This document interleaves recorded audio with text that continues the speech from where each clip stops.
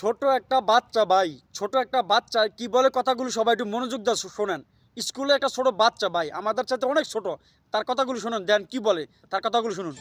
100 টাকা নোট অনেক বড় মনে হয় যদি ওটাকে মসজিদে দান করা হয়। আবার 100 টাকা নোট অনেক ছোট মনে হয় যদি ওটাকে শপিং মল নিয়ে যাওয়া হয়।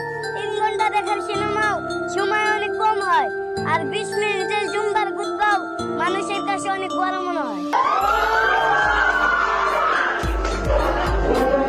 ভাই, জ্ঞান আল্লাহ সবারই দিছে, সবারই মাথায় আল্লাহ জ্ঞান দিছে, ঠিক আছে, কিন্তু কেউ জ্ঞানটা কাজে লাগায় আর কেউ জ্ঞানটা কাজে লাগায় না। ছোট একটা স্কুলের বাচ্চা, ওরা কিন্তু কেউ শিখিয়ে দেয় না, অথচ তার কথাগুলো কি বলছে শুনছেন, মানে কতটা মূল্যবান কথা বলছে।